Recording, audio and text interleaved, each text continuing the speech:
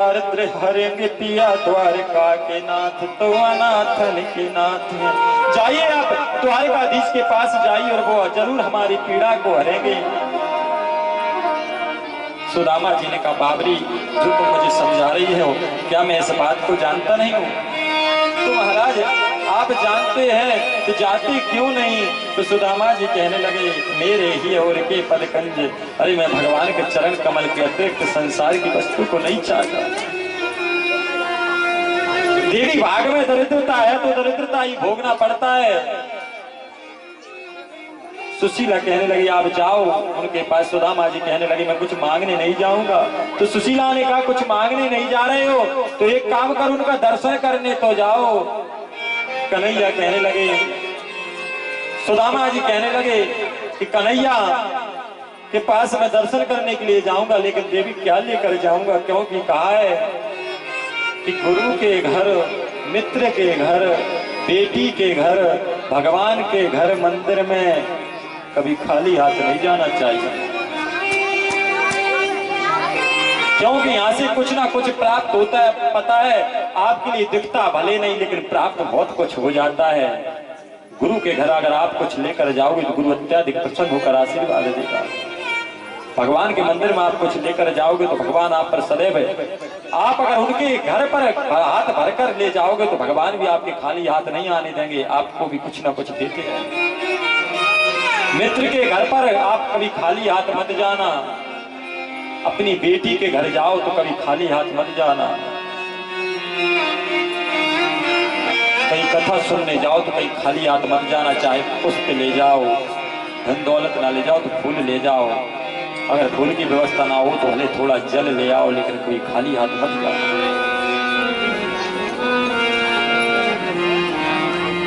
तो देवी मैं कैसे क्या लेकर जाऊं? तो सुशीला ने कहा, चिंता क्यों करती हो, मैं जाती हूँ, कुछ घर जाकर भिक्षा मांगूंगी, कुछ तो मिलेगा, उसको आप ले जाना और द्वारकाधीश को दे देना। तो सुदामा जी महाराज की पत्नी सुशीला घर घर जाकर कहने लगी कि भैया मुझे भिक्षा दे दो। उसको देखकर कोई किवाड़ बंद कर लेता, कोई उसके लिए भिक्षा नहीं दे रहा। ते दरबार बिलो क्यों नहीं, तो ही कहा कहीं के समझाऊं, जहरों के लोकन के मुखिया, तहाँ मैं दुखिया कि मैं बैठक पाऊं। सुशीला का विश्वास बहुत गहरा है। वो सुदामा जी के लिए तीन मुट्ठी चावल मांग कर ले आई और एक फटी पोटली में बांधकर सुदामा जी को दे दिया। सुदामा जी कहती, चिंता मत करो, वो जरूर आपको पहचान लेंगे, मुझे विश्वास है कि भूल से भूपे आने के खड़े रहो, ठाड़े रहो, जिम चक वैसे भारी, और देव गंधर्व के नरी अक्ष से रोके जो लोकने की अधिकारी।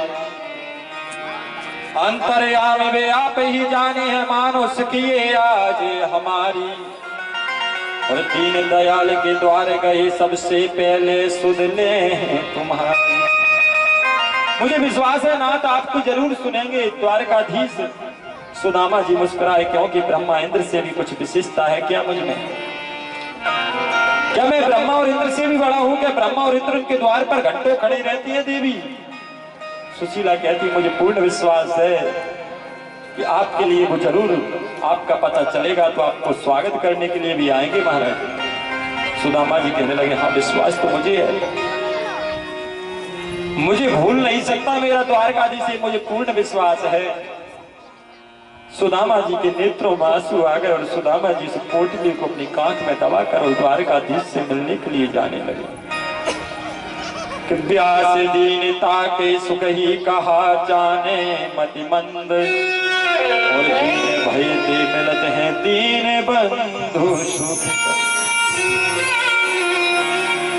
जाने लगे सुदामा जी महाराज भगवान के द्वार की ओर। श्री हरि। मेरा नाम है सुदामा, मेरा नाम है सुदामा, मैं कृष्ण को ढूंढता हूं, मेरा नाम है सुदामा।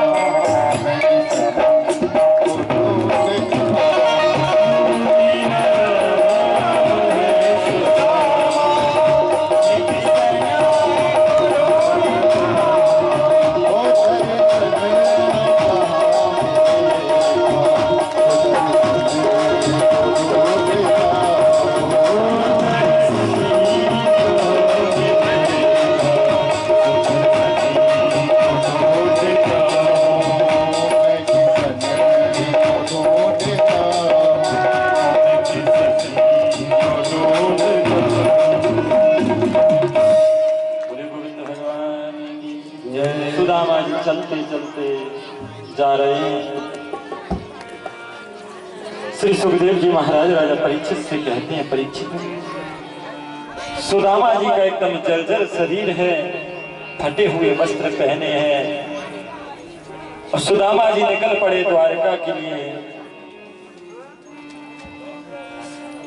कि तीन टूक कौपीन में अरु भाजी में नाम और तुलसी रघुवर और बसे तो इंद्र बापू सदैव प्रसन्न रहते हैं सुदामा जी महाराज। जाते हैं तो पत्नी कहती है, सुनो नाथ अब जा रहे हो लेकिन द्वारकाधीश से मेरी एक बात जरूर कह देना। बोले क्या? बोले देवी राम राम मैं कह दूंगा तेरी। बोले राम राम कहो तो एक बात और कह दी हो। बोले देवी क्या? कि एक मास दो पाख में तो एक द्वादशी हो और मेरे घर गोपाल जू नित्य एकादशी हो। यह कह देना। बोले ठीक है देवी। सुदामा जी जाने लगे। जाते जाते अब एक रास्ते में नदी पड़ी, तो अब नदी को पार कैसे करें? तो फिर कहने लगे हे द्वारकाधीश सब तू ही जाने। तो मेरे गोविंद तत्काल वहीं पर केवट बनकर प्रकट हो गए और गोविंद ने सुदामा जी को देखा तो कहा अरे ब्राह्मण देवता क्यों चक्कर लगा रहे हो? सुदामा जी कहने लगे भैया नदी पार करना तो। बोले आओ बैठो बैठो। बोले सुदामा जी बोले भैया मेरे पास देने के लिए कुछ नहीं है, मैं तुझे क्या दूंगा, इसलिए मैं तो यहीं अच्छा हूँ। तो केवट रूप में ठाकुर बोले तुम चिंता क्यों करते हो? अरे मत देना, कम से कम आशीर्वाद तो दे सकते हो। तो सुदामा जी कहने लगे हाँ भैया मैं जरूर आशीर्वाद दे दूंगा। तो नाव में बैठ गए सुदामा जी। तो केवट ने पूछा कि कहाँ जा रहे हो भैया ब्राह्मण? सुदामा जी कहने लगे मैं द्वारका जा रहा हूँ। बोले द्वारका कौन क्यों? बोले द्वारकाधीश से मिलने के लिए। अच्छा द्वारकाधीश आपसे मिलेगा? बोले जरूर मिलेगा भैया।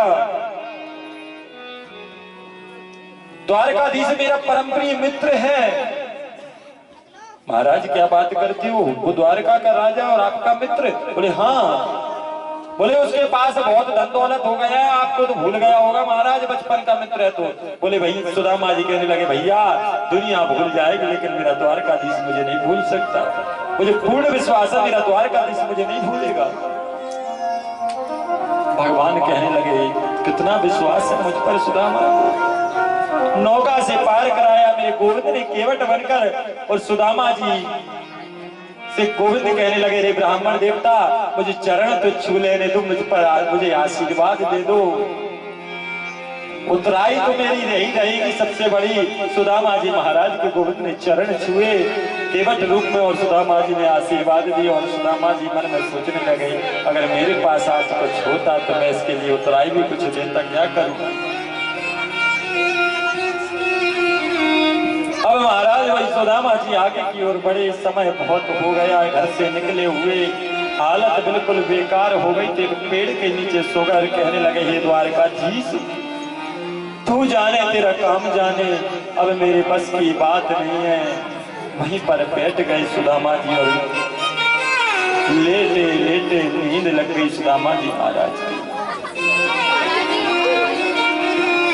अब तो महाराज द्वारकाधीश ने जो देखा, द्वारकाधीश आए और सुदामा जी को ले गए उठाकर, वृक्ष को सहित उठाकर ले गए। वही वृक्ष द्वारका में स्थापित कर दिया और उसके नीचे सुदामा जी को सुला दिया। सुदामा जी की नींद खुली तो देखा ओहो ये मैं कहाँ आ गया। एक को बुलायो भैया इतको आइयो, वो आयो कहा बात है महाराज। बोले यार नगर को नाम का। तो सुदामा जी से भाई कहने लगे इस नगर का नाम है श्री द्वारकापुरी। बोले भैया ये द्वारका कृष्ण की द्वारका? बोले हाँ यही द्वारका। बोले तुम्हारे लिए किसके पास जानो है? सुदामा जी कहने लगे भैया इनमें ये महल दिख रहा है, इनमें कृष्ण का महल कौन सा है? बोले कृष्ण जी भगवान का द्वारकाधीश का महल तो सामने दिख रहा है, वो महल है। जैसे ही आगे पहुंचे तो भगवान के द्वारपाल थे, उन्होंने रोका कहाँ जाते हो? तो सुदामा जी कहने लगे कि देखो देखो ये गरीबी। कहने लगे भैया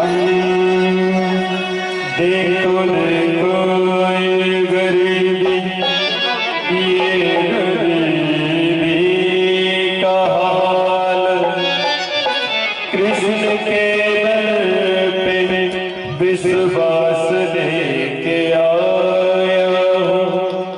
मेरी बचपन का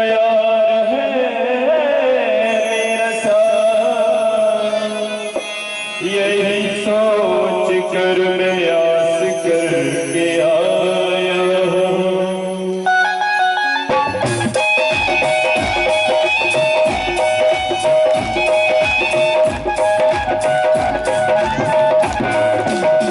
अरे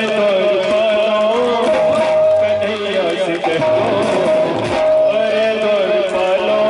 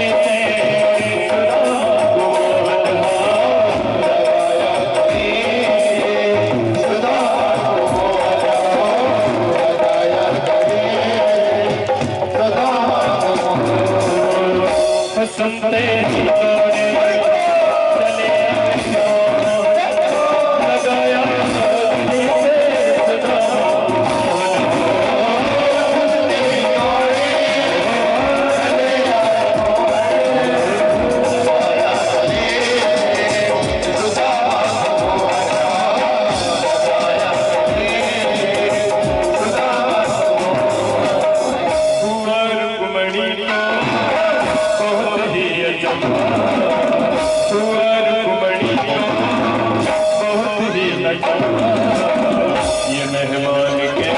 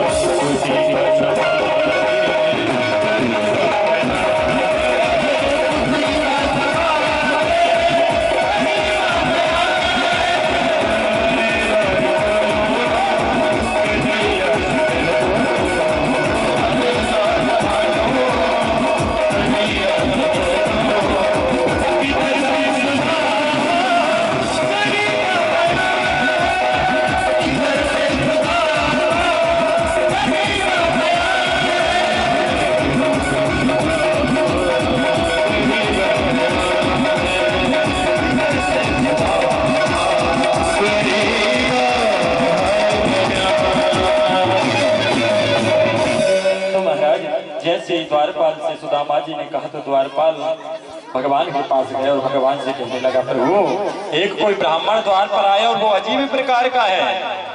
कैसा है?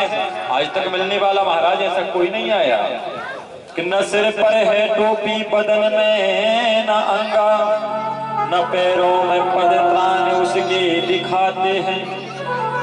नहीं मान तो कहता मोहन से कह दो कि मिलने सखा बदनसीब आ गया है। बोले भैया उसका वेश कैसा है, हुलिया क्या है? तो भाई द्वारपाल हुलिया दे रहा है। कैसी हुलिया है? शीश बगा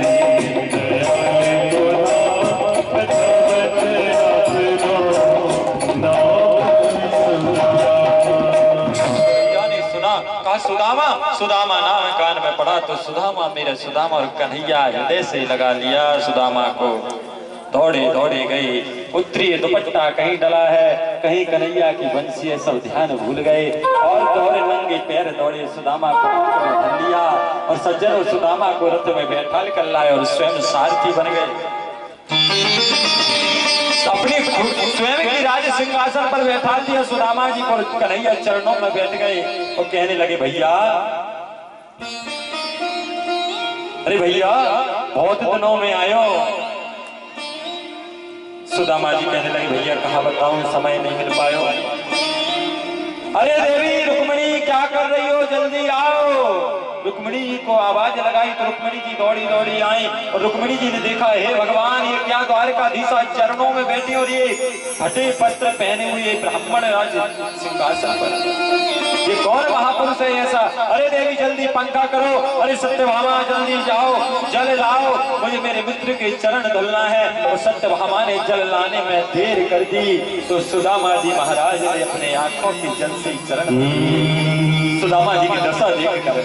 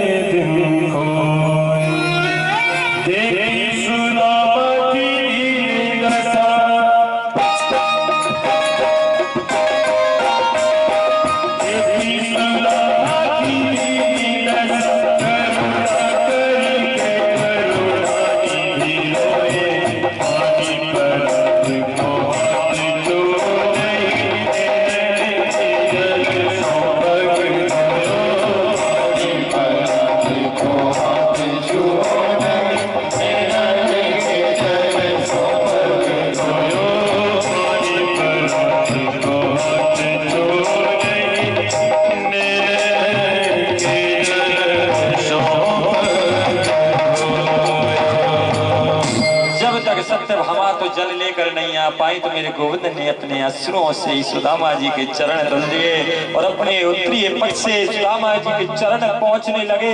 उनके पैर में जो कांटे लगे थे अपने मुंह से नोच रहे हैं आज गोविंद और कहने लगे भैया बहुत दिन कर दिए तेने आवे में बहुत समय लगाए। सुदामा जी का स्वागत किया, सुंदर स्नान इत्यादि कराया और तिलक लगाया। सुदामा जी महाराज को तिलक लगाकर स्वागत किया। ओ पता मेरी यार